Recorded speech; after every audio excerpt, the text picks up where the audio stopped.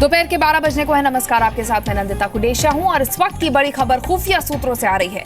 खबर है कि हर साल करीब 100 करोड़ रुपए पाकिस्तान से हवाला के जरिए कश्मीर आते हैं और ये 100 करोड़ रुपए अलगाववादी नेता और पत्थरबाजों के बीच भेजे जाते हैं। इन रुपयों का इस्तेमाल कश्मीर को अशांत करने के लिए किया जाता है। खुफिया सूत्रों के मुताबिक कुछ आतंकवादी पत्थरबाजों के साथ मिलकर सुरक्षा एजेंसियों पर हमला करते हैं, उन्हें गोलियों का निशाना भी बनाते हैं। मनीष शुक्ला हमारे सहयोगी और जानकारी देंगे। जी मनीष।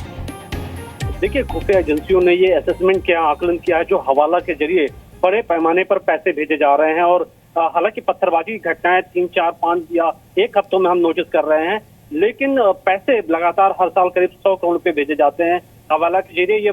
ये जो पैसा है ये अलगाववादियों के आते हैं, प्रोटेस्ट करने पर खर्च किए जाते हैं और उन सभी को ये पैसे दिए जाते हैं जिनके जरिए कश्मीर के लोगों को आतंकी में शामिल किया जा सके, आतंकी ग्रुप में, और उनको ऐसे पत्थरबाजी के लिए उनको इस्तेमाल किया जा सके। और उसी पैसे का इस्तेमाल हम देख रहे हैं कि कई बार ये जो पत्थरबाजी की घटनाएं हो रही हैं उसमें भी नोटिस किया जा रहा है।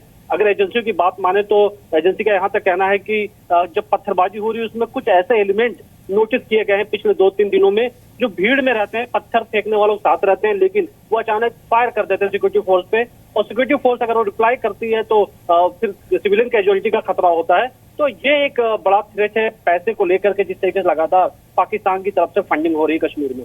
बिल्कुल, आतंकियों को फंडिंग करता है पाकिस्तान, ये खबर तो पहले भी आती रही है मनीष, लेकिन जिस तरह से खबर आ रही है कि अशांति फैलाने के लिए भी बड़े पैमाने पर पाकिस्तान से पैसा आ रहा है, जैसा कि अभी आप भी बता रहे थे कि जब ज्यादा सिविलियंस मारे जाते हैं, अगर ओपन फायर होता है तो कहीं ना कहीं और रोष बढ़ता है कश्मीरियों में सिक्योरिटी फोर्सेस के अगेंस्ट, और यही शायद पाकिस्तान चाहता है। देखिए, उसमें कई चीजें अगर आप देखिए, जो आतंकी मारे जाते हैं उनके परिवार वालों को जो पैसे दिए जाते हैं, उस पैसे का इस्तेमाल हवाला के जरिए वहां तक पहुंचाया जाता है। आतंकियों को पाकिस्तान जब बुलाया जाता है या उनकी जो दूसरी जरूरत है उसमें तो पैसे खर्च होते हैं, लेकिन वहां पे जो बड़े पैमाने में जो वहाँ सेपरेटिस्ट ग्रुप हैं उनको काफी पैसे दिए जा रहे हैं, जो 100 करोड़ के अमाउंट है। और यही अलगाववादी जो नेता हैं ये तय करते हैं कि कश्मीर में कैसे अशांत फैलाया जाए, कौन वो ग्रुप होगा जो स्टोन पेल्टर्स के बड़े ग्रुप को लीड करता होगा। ऐसे जो लीडर हैं जो भी anti national protest, anti national activity में शामिल हो सकते हैं, उनको उसके हिसाब से पैसे दिए जाते हैं और कश्मीर में लगातार ये कोशिश की जाती है। एक बहुत बड़ा सिरदर्द है क्योंकि पैसा किसी चैनलाइज रूट से नहीं आ रहा है और एजेंसी हवाला की इस रूट को कैसे रोके, अभी तक ये बहुत बड़ा चैलेंज है। और यही जो जानकारी आ रही है कि कैसे जो फंडिंग है वो कश्मीर में ज्यादा प्रॉब्लम क्रिएट कर रही है। चलिए, शुक्रिया मनीष तमाम जानकारी हमें देने के लिए। तो कश्मीर के हालात लगातार खराब हैं और इसके पीछे पैसा पाकिस्तान का है, सूत्रों के हवाले से खबर आ रही है। यूनाइटेड नेशंस में भारत के राजदूत सैयद अकबरुद्दीन ने पाकिस्तान को जमकर लताड़ा है।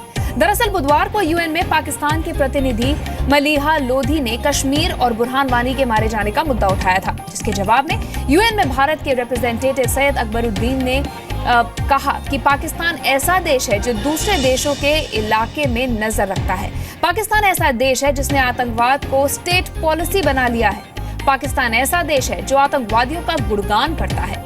पाकिस्तान ऐसा देश है जिन्हें यूएन ने आतंकी घोषित कर रखा है। तो जमकर ये बातें कही हैं Syed Akbaruddin.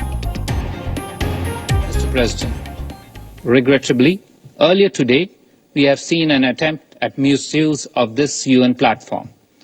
The attempt came from Pakistan, a country that covets the territory of others, a country that uses terrorism as state policy towards that misguided end, a country that extols the virtues of terrorists and provides sanctuary to UN-listed terrorists, and a country that masquerades its efforts as support for human rights and self-determination. Pakistan is the same country whose track record has failed to convince the international community to gain membership at the Human Rights Council in this very session of the United Nations General Assembly. The international community has long seen through such designs. Cynical attempts like the one this morning, therefore, find no resonance in this forum or elsewhere in the United Nations. As a diverse, pluralistic and tolerant society, India's commitment to the rule of law, democracy and human rights is enshrined in its founding principles, and we remain strongly committed to the promotion and protection of all human rights for all through pursuit of dialogue and cooperation. I thank you, Mr. President.